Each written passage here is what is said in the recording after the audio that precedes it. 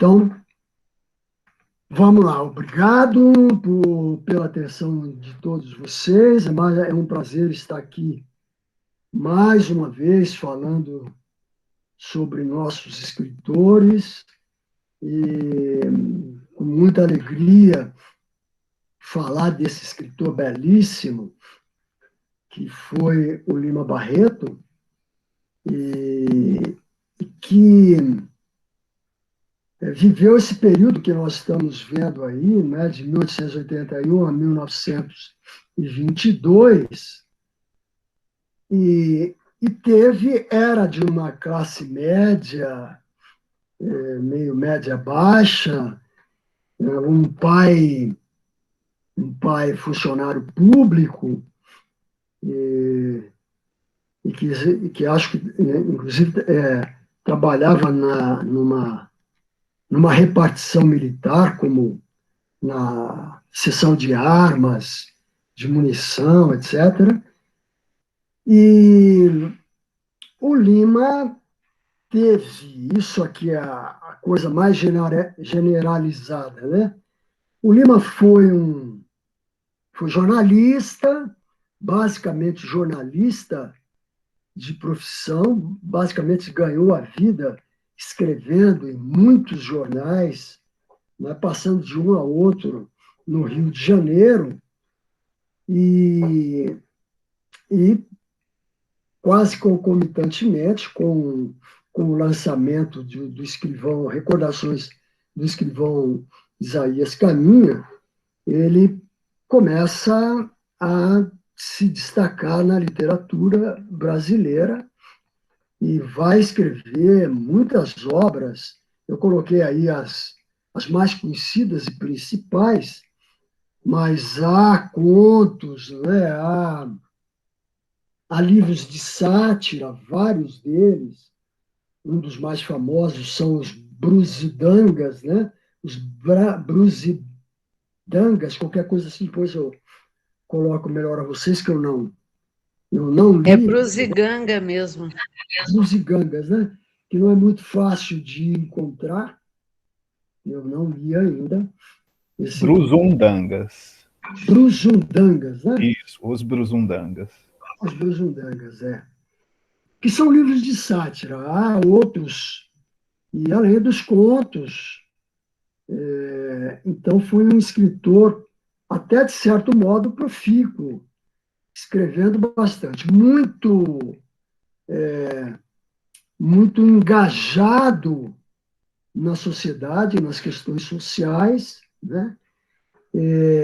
Muito polêmico, um polemicista, de primeira hora, e sofrendo algumas consequências com isso. A Lília, por exemplo, diz que a internação dele no sanatório foi um pouco injusta, equívoca e, quem sabe, um pouco acertada para tentar contê-lo um pouco, né? Na verdade,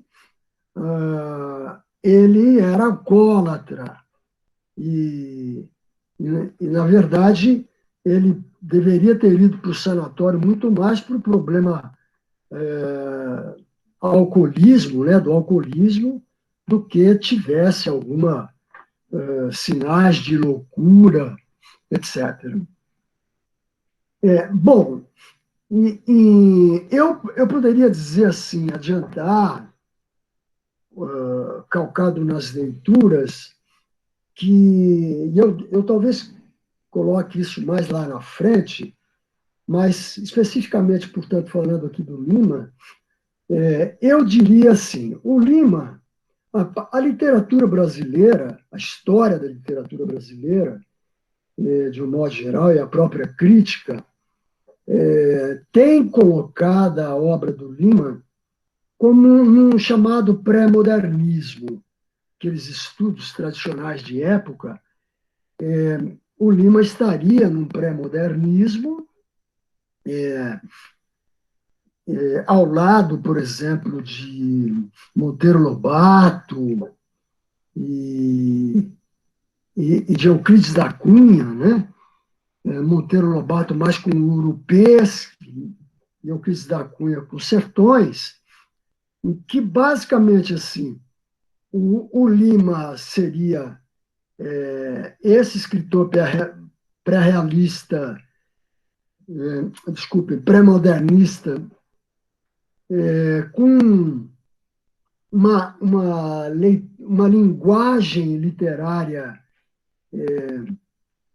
bem voltada para a realidade e um discurso também quase sempre beirando o coloquial, o prosaico, não obstante, com domínio da língua culta visível em suas obras, e que também isso foi um outro equívoco deste pessoal que o acusou contra o modernismo, de, de taxá-lo de escritor relapso, que não cuidava da língua, quando, na verdade, o que entendem os que se opõem a isso é que já era alguma coisa feita pelo Lima propositalmente, justamente como uma forma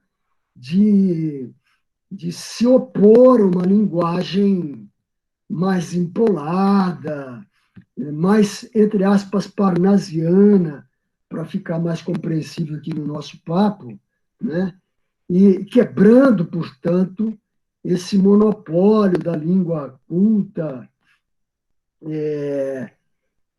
entre aspas, elitista, e viram nisso cochilos ou descuidos com a língua portuguesa, padrão culto. Né?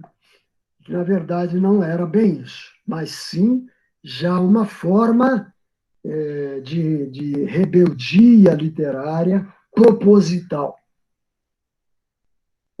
Então, eu diria, portanto, de certo modo, tem sentido essa inserção do Lima como pré-modernista, ladeando esses escritores, principalmente, né, se considerarmos que há toda uma literatura voltada para o problema social, né, preocupada com o problema social reinante.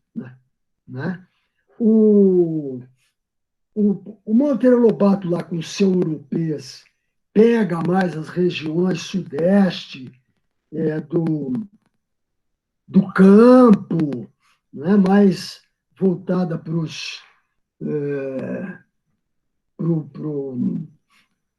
caipira, para o caboclo, né?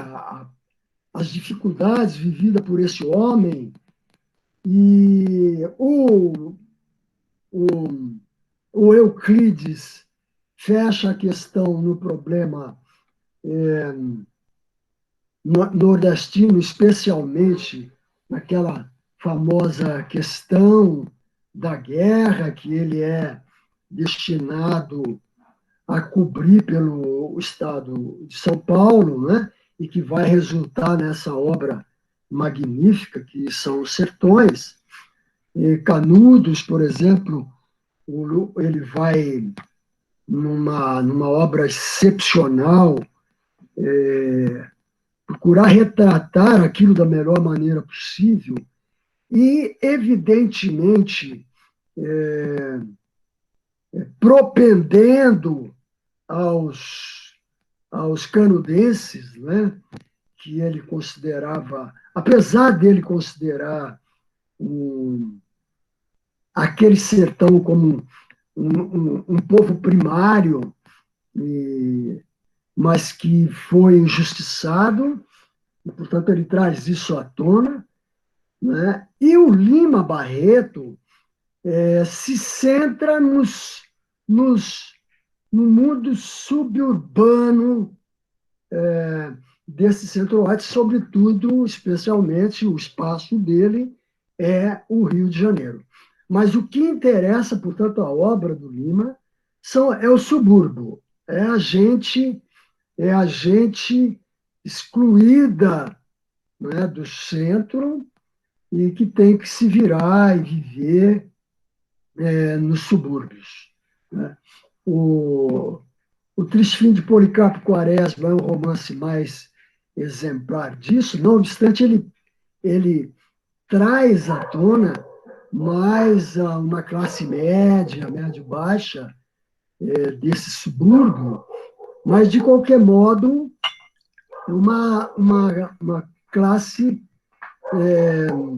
excluída e que busca, de algum modo, se situar nas dificuldades vividas, principalmente na Primeira República, né, chamada Velha República, a República Velha, né, que é o período, basicamente, em que isso se situa.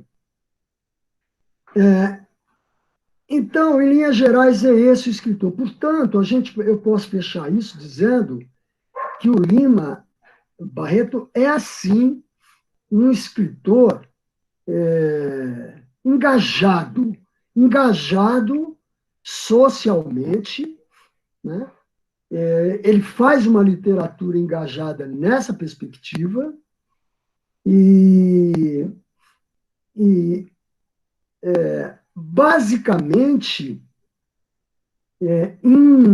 entre aspas, aqui com muitas aspas mesmo, né? Basicamente se posicionando de forma simpática, quando não fechada, com essa gente, com esse povo. Isso está muito visível nesse pequeno conto, O Moleque, né? E está também na vida e morte de Gonzaga de Sá, de certo modo também em Recordações do Escrivão Isaías Caminha. Portanto, é um escritor engajado nessa perspectiva, basicamente em defesa, se colocando como uma voz dessa gente, digamos assim, excluída e uma grande parcela dela expoliada. Então, eu situo essa obra do Lima aí. Nesse sentido, eu coloco lá na frente, lá depois eu só reitero, eu digo que, portanto, se ele não é um antecipador, ele é uma referência maior do que nós vamos chamar a revolução, a literatura de 30. Lá na frente, a literatura de 1930, sobretudo com a ficção de 30, né? Evidentemente guardando todas as diferenças de tempo e espaço, quando a gente vai ter lá na ficção nordestina, sobretudo Jorge Amado e Graciliano Ramos, com suas obras, também numa literatura engajada claramente nesse aspecto, né? Então, eu vejo que, sobretudo lá, não só a literatura de 30, de um modo geral, parte do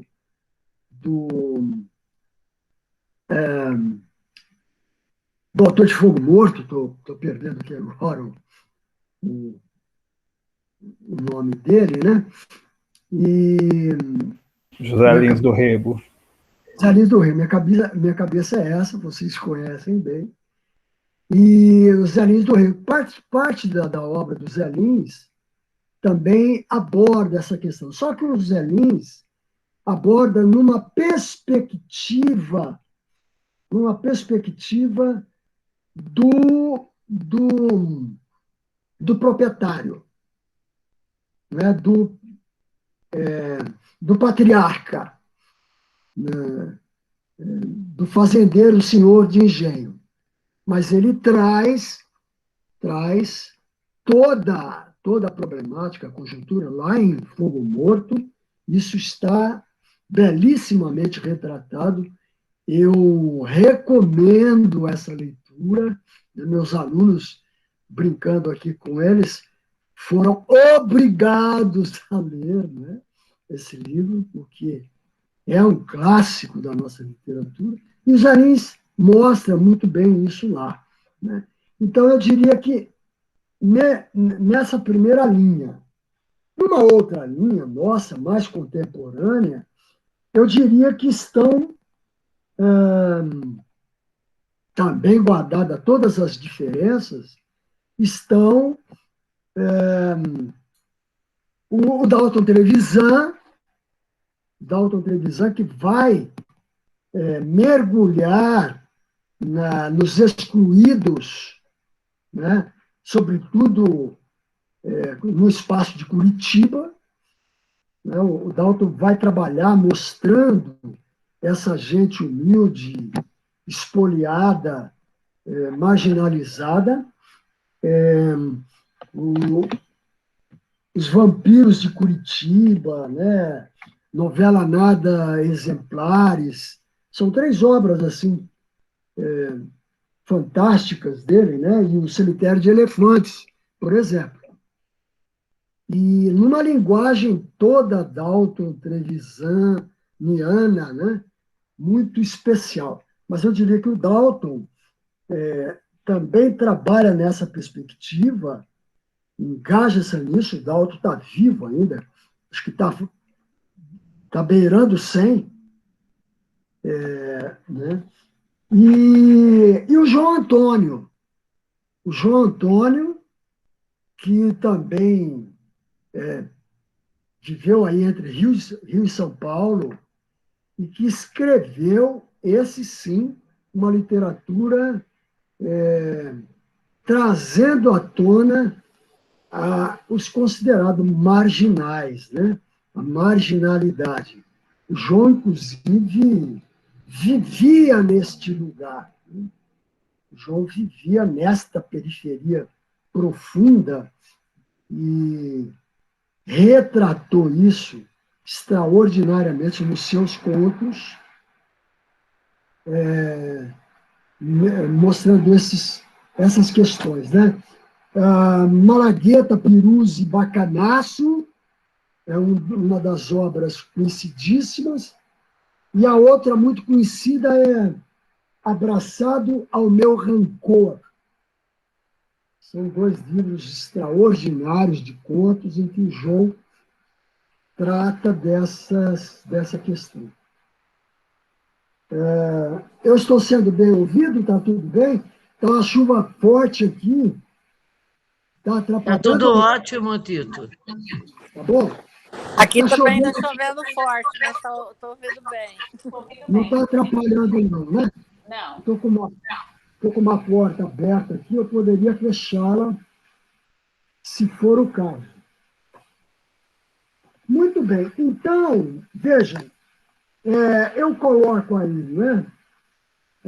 E aí eu vou ler esses 2 pontos seguintes, em que o Bose, tanto nos seus livros de pré-modernismo e história concisa da literatura brasileira, diz o seguinte em relação ao Lima Barreto.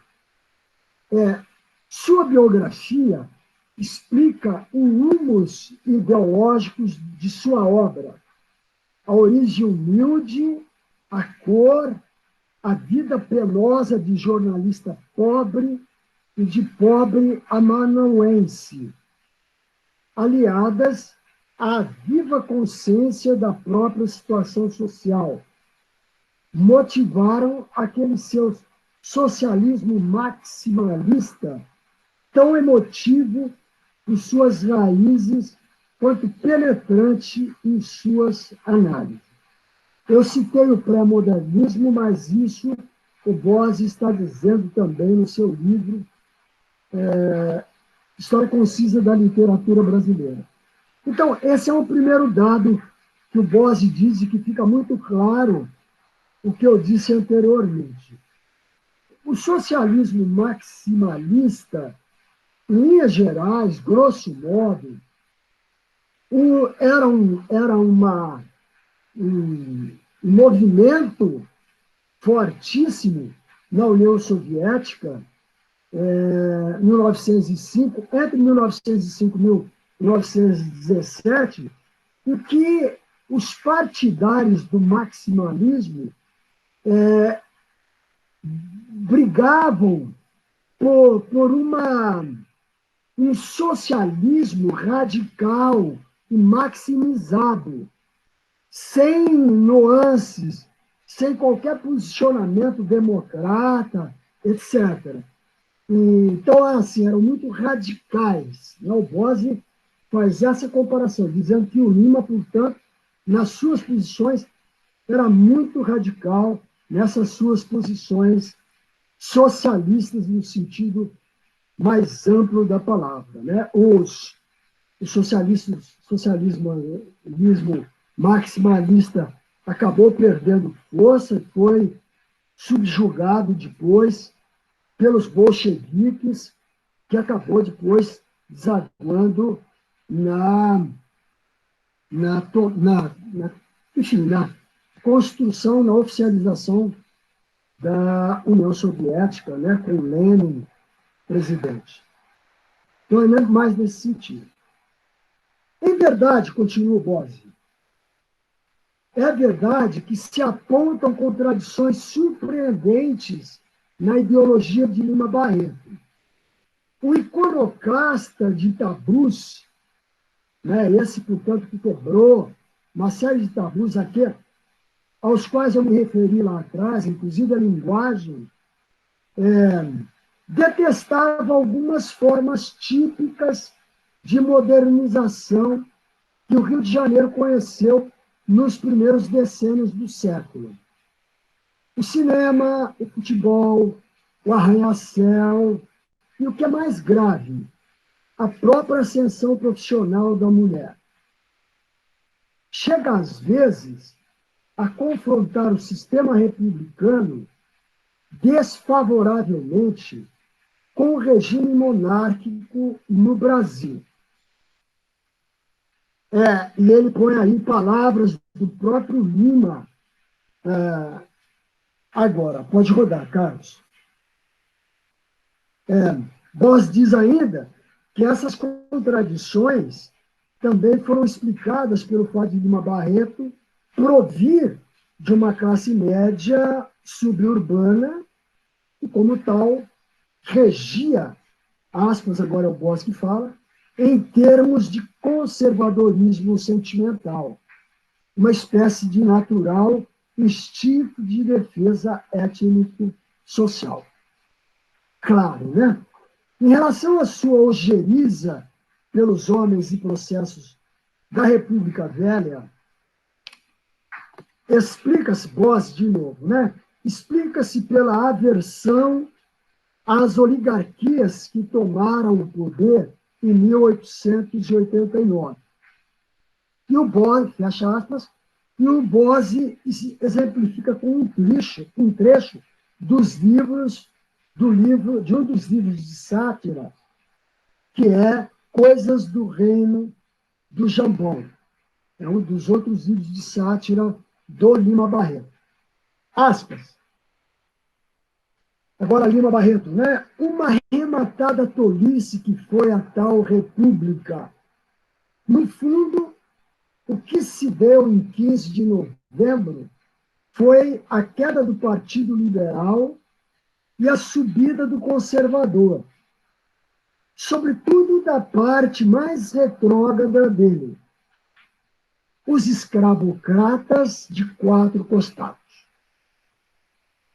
Então, em outras palavras, o Lima está dizendo que, na verdade, essa república foi uma república de faz de conta.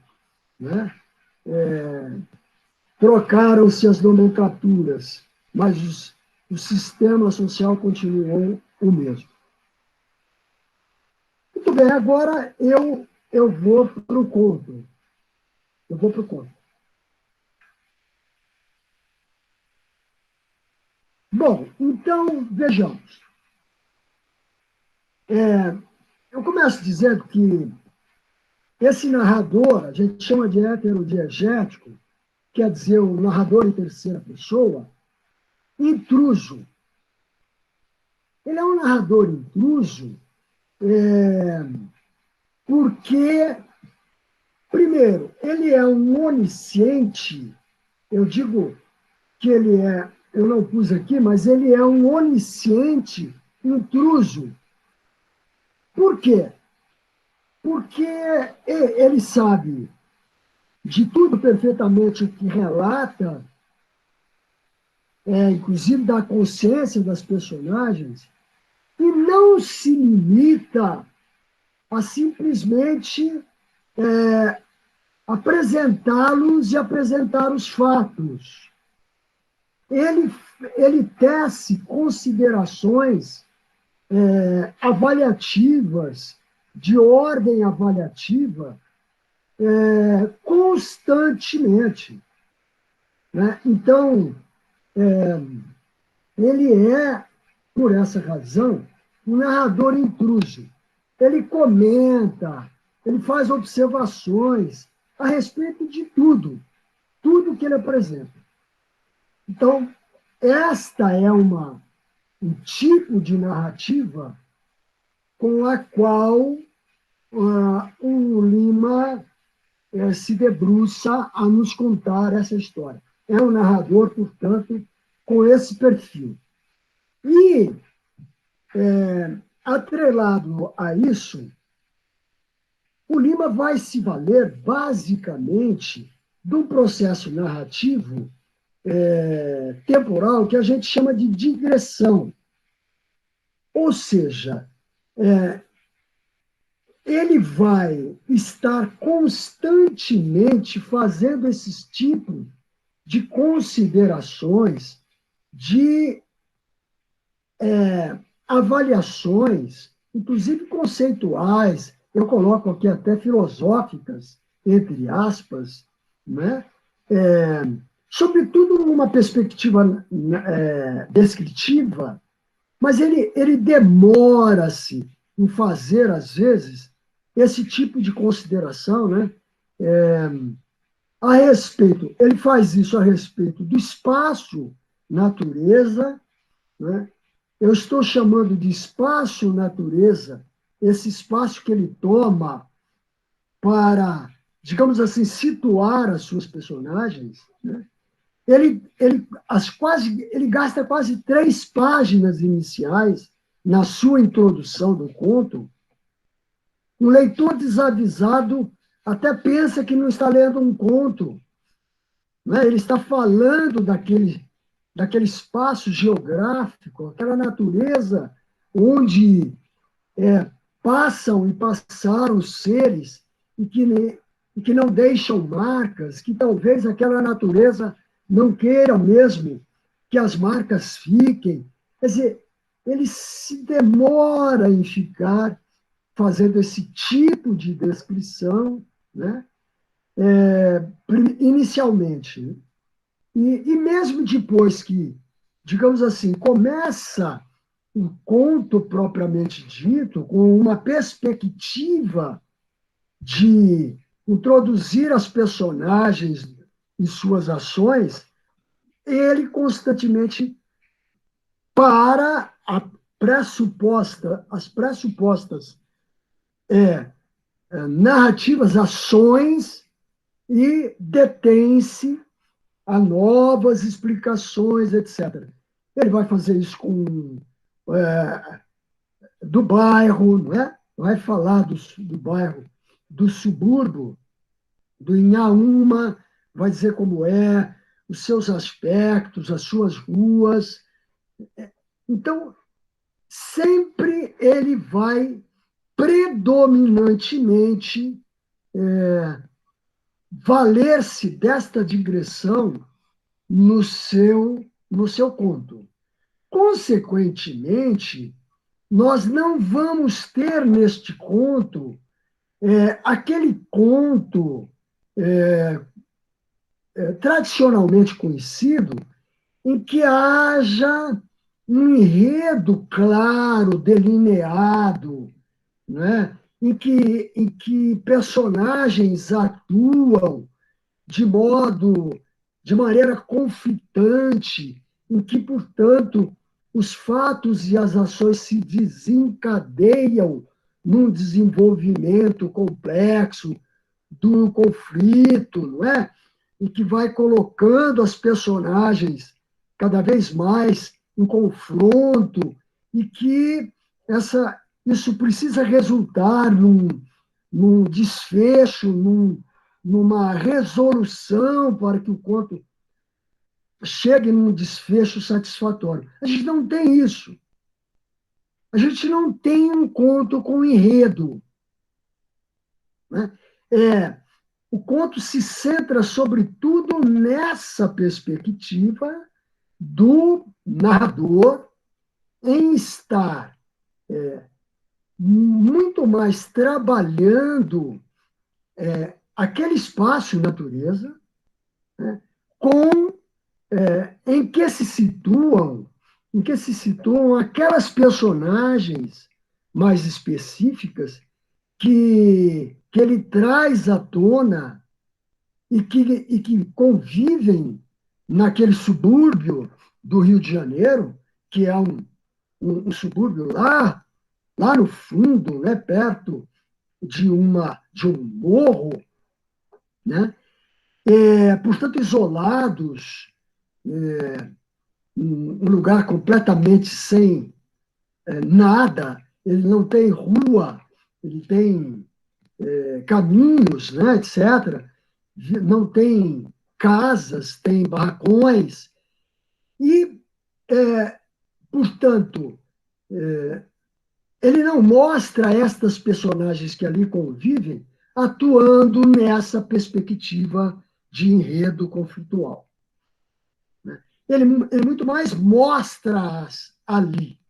Quando ele quer tratar de fatos, ele o faz de forma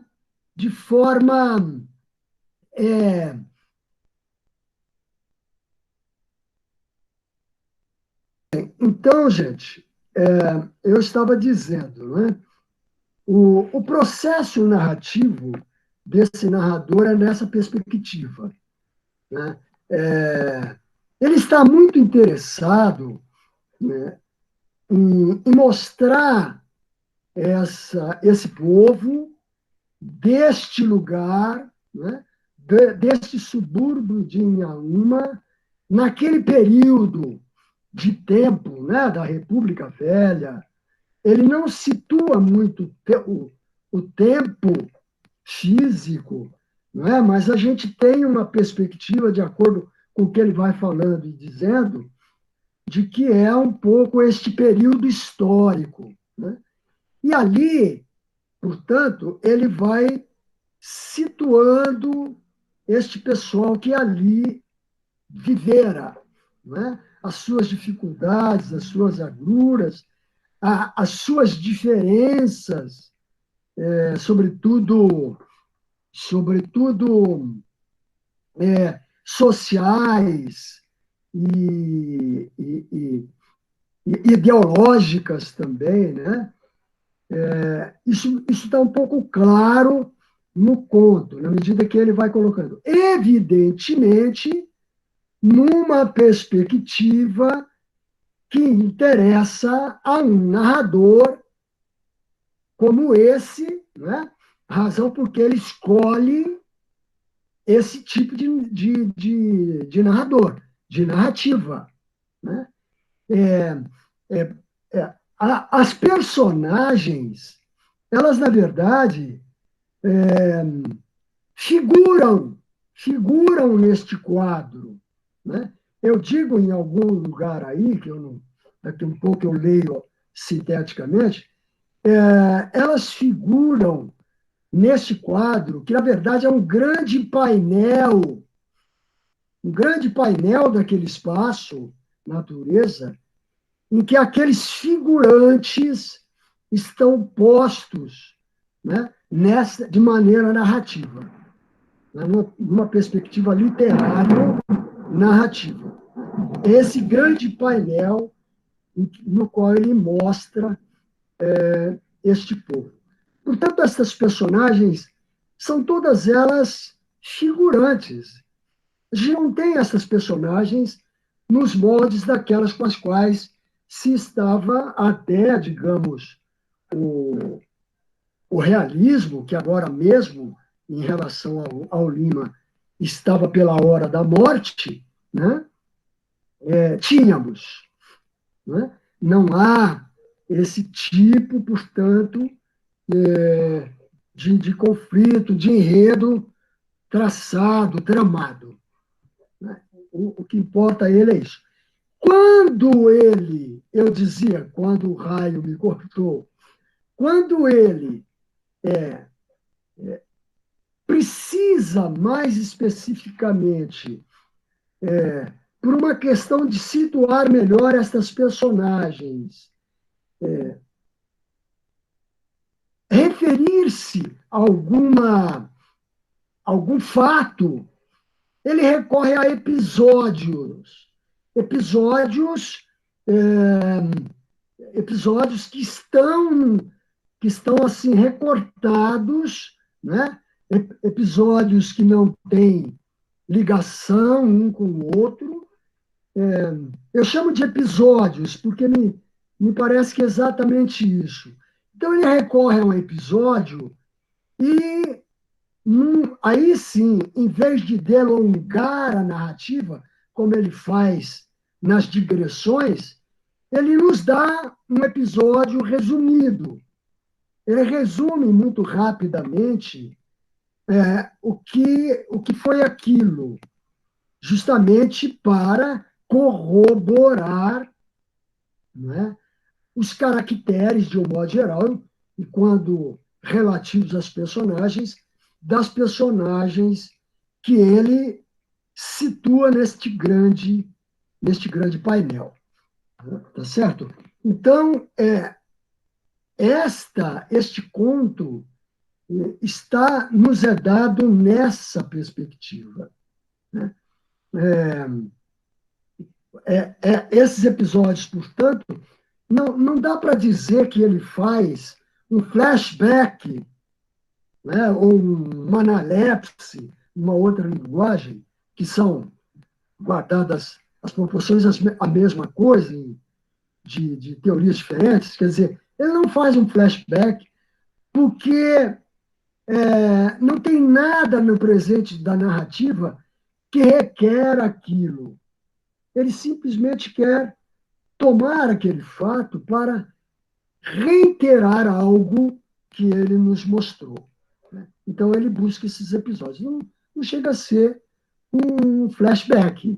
É uma recordação, um recorte rememorativo daquilo que mais pressupostamente chamou a atenção ao narrador e ele acha fundamental mostrar aqui. Tá certo? Então, agora eu passo a leitura rápido e, se houver alguns pontos que eu preciso recolocar, eu faço. Então, vamos lá. Espaço este em que, por sua vez, se situa o subúrbio de Inhaúma, Rio de Janeiro, lugar em que se centra a narrativa desenvolvida no conto e que é caracterizado daquela mesma forma de representação, aquela mesma que ele fez com o espaço e natureza. Ele faz demoradamente com o subúrbio em Inhaúma.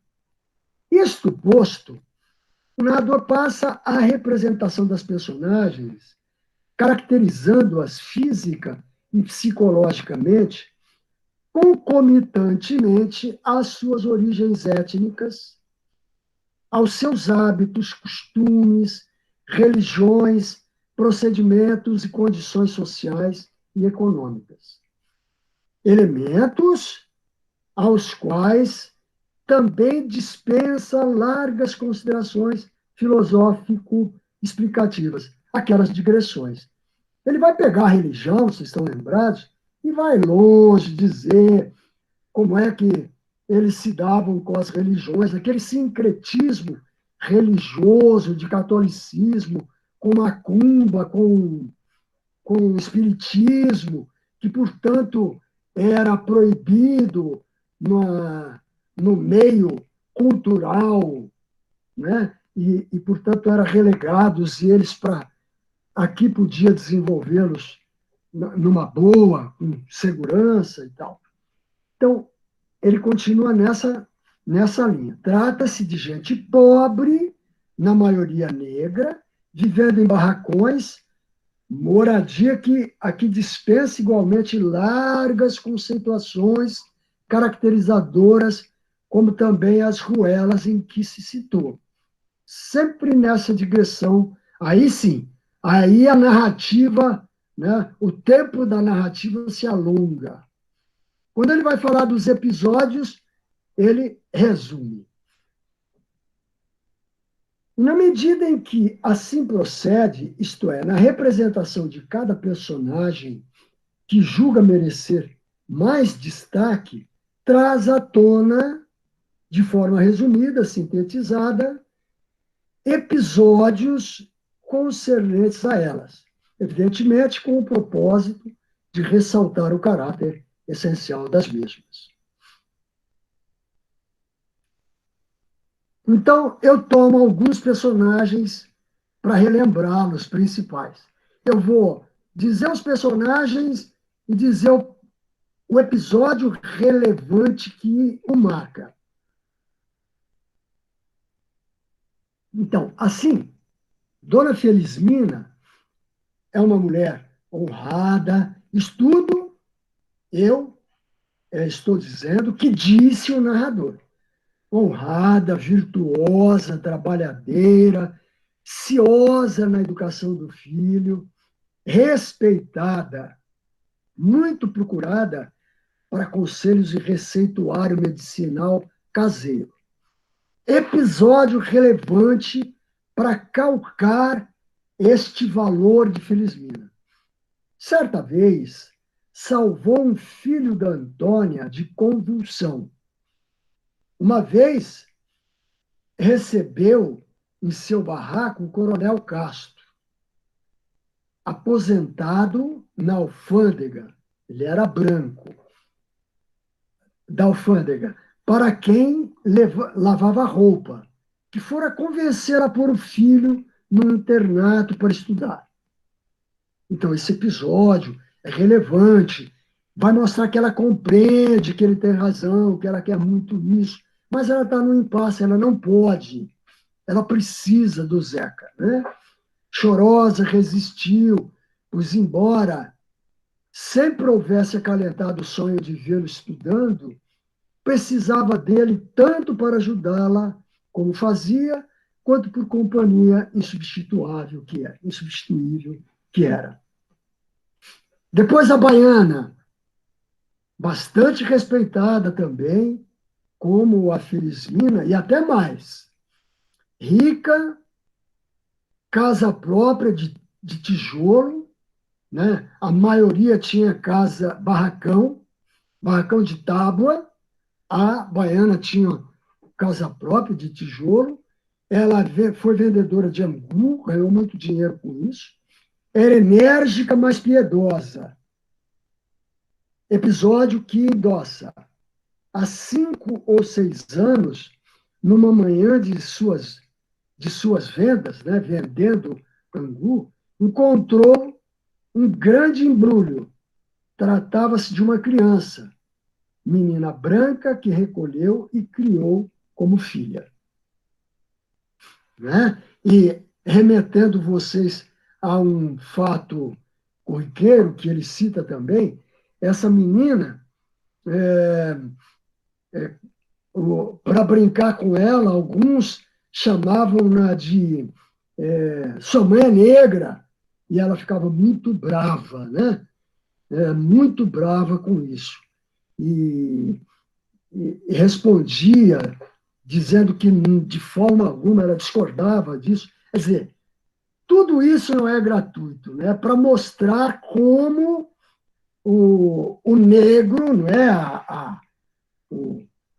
A repulsa à cor negra era constantemente marcada nas mínimas questões, até numa brincadeira, né? E a menina, vejam, a menina não gostava, não queria que a mãe fosse negra. Toma um fato com o Zeca, que para mim, falsamente seria o protagonista. Não é o protagonista. O protagonista é aquele espaço, né? Aquele espaço painel. O Zeca é esse moleque dócil, aciado, sob o desvelo amoroso da mãe, resignado, obediente, cioso de suas obrigações e da condição socioeconômica que viviam. Vejam como é esse Zeca. Não tem nada, eu estou antecipando que eu digo um pouco abaixo, não tem nada de moleque no sentido pejorativo da palavra, usado por uma cultura branca, no primeiro sentido, né, que moleque era negro de rua, maloqueiro, malvado, etc. Né? Para ficar com essa expressão, desde e o etc. Este é o sentido que os filhos do coronel, né, lá adiante, aplica ao Zeca e que o deixa completamente desconsolado. Né? Ele não era esse moleque. Quer dizer, o narrador dá ao texto o título de algo que, na verdade, é o oposto do que ele considera, no sentido da linguagem dos brancos, digamos assim. Né? Esse moleque é um menino assim, como a gente acabou de verificar a descrição. Né? Ele é outro, não está insinuando que ele é como os brancos, né? Embora isso, subrepticiamente, está, inclusive, naquela consciência negra. A gente vê um pouco isso no conto. Mais para frente, acho que eu comento. Então, qual é o episódio que marca o Zeca? Né? Que dá assim, maior ênfase à importância desse menino. Suas idas à frente do cinema para apreciar cartazes cinematográficos expostos e imaginar como talvez desenvolvessem lá dentro as fitas, com elas histórias anunciadas. Né? As histórias anunciadas e como elas se desenvolviam naquelas fitas. Ele fica vendo os cartazes lá fora. Ele não entra, né? Embora ele tenha dinheiro para tal, mas ele é um menino que tem consciência, apesar de seus 9, 10 anos, tem consciência da sua condição socioeconômica e que, portanto, sua mãe precisa do dinheiro dele, todo o dinheiro que ele amealha, né? Inclusive as gorjetas. Então, esse é o moleque. Esse é o moleque na versão do narrador, não na versão dos moleques, entre aspas, do filho do Coronel Teixeira, né? Depois eu cito aí embaixo. Bom, aí eu tomo esses dois personagens como contraste. São dois brancos, né? São dois brancos, e veja como eles são retratados e os episódios que vêm à tona. A Antônia, que era dada como uma rapariga rapariga branca lá no meio deles. Essa rapariga branca, que tinha 2 filhos pequenos, sempre sujos, rotos. O barraco dela não era nem de tábua, era de taipa. Os moradores tinham-na como uma desgraçada e perdida. A perdida aqui, evidentemente, tem o sinônimo, a conotação de prostituta. Né? Se prostituía.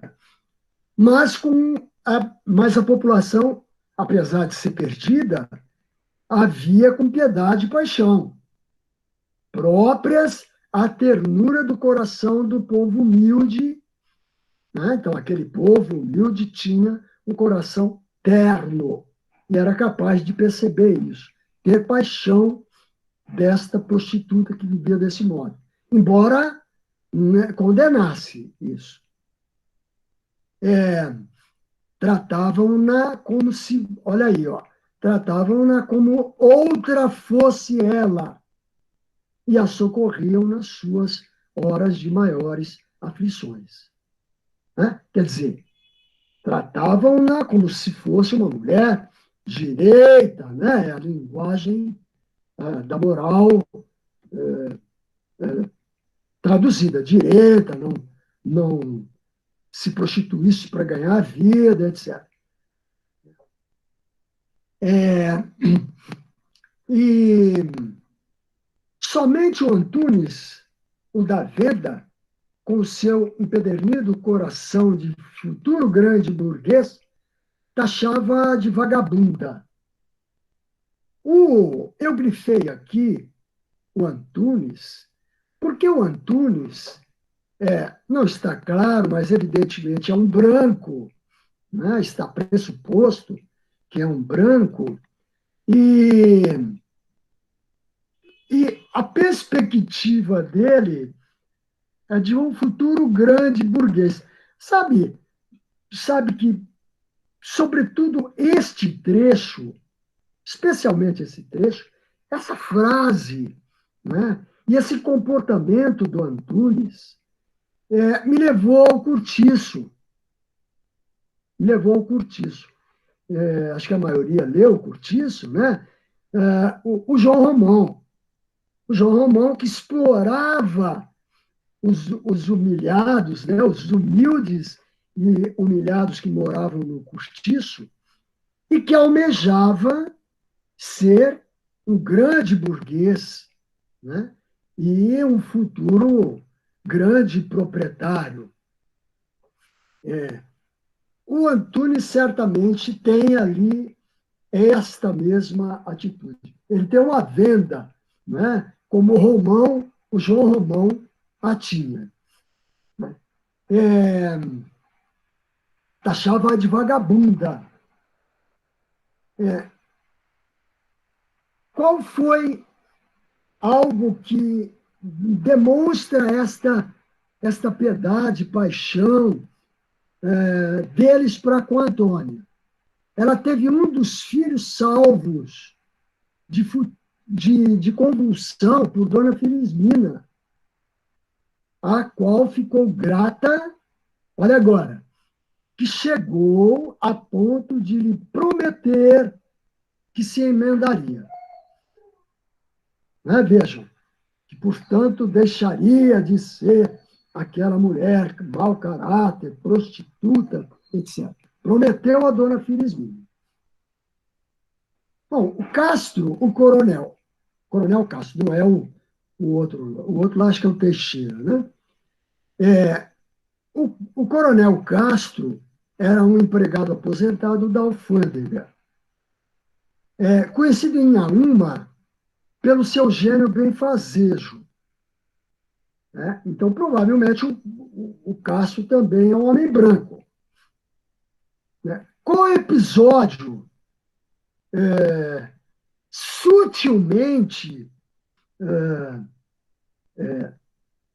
subentendido aí, e muito, muito pouco, mais, né, ainda do que os anteriores, subentendido pelo narrador. Fica ao leitor procurar, né, na imaginação como é que deve ter sido isso. Mas a verdade é que o Castro, ele tinha um gênio benfazejo. Apesar de seu infortúnio, ele era um homem que teve infortúnio com os filhos e filhas. Quais seriam, né? Mas foram. Apesar da recusa, o coronel Castro, em quem a piedade e as desgraças domésticas tinham mais enchido de bondade o seu coração, naturalmente bom, né? Eu pus entre aspas que é do narrador isso, compreendeu, pois desde há muito já tinha compreendido, agora é o grifo, na gente de cor, especialmente nas negras, quer dizer, um índice de que ele é branco, né? Especialmente nas negras, esse amor, esse apego à casa própria, à sua choupana, ao seu rancho, ao seu barracão. Uma espécie de protesto de posse contra a dependência da escravidão que sofreram durante séculos. Ora, esse trecho é um de alguns dos quais eles se valeram, que a gente chama de focalização interna, é que o narrador, numa espécie de discurso direto livre, traz à tona aquilo que presumivelmente seria o pensamento inteiro da personagem, né? Em alguns lugares fica mais evidente. Aqui, eu tendo a dizer que, na verdade, ele passa isso como um pensamento do Castro, mas que, na verdade, é bem a posição dele, narrador. Ele é que, na verdade, vê isso aí. Aquele povo, né? Aquela gente tinha esse amor, esse apego, e, sobretudo, porque isso advinha de um protesto, era uma forma de, quer dizer, se colocar como pessoa digna, honrada, né? Era uma forma de protesto, né? Um protesto tácito, era uma forma desse protesto contra a dependência da escravidão que sofreram durante séculos. Então, o Castro e a Antônia são dois brancos, né, dos quais ele se vale para fazer o contraste com os demais negros. Pode rodar, Carlos.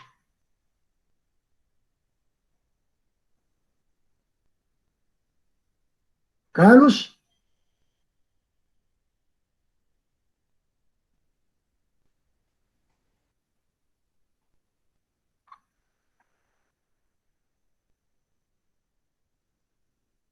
Aumenta aí, o Carlos deu uma escapada ou dormiu aí? Carlos, aumenta um pouco. Já mudou o slide aí, Tito?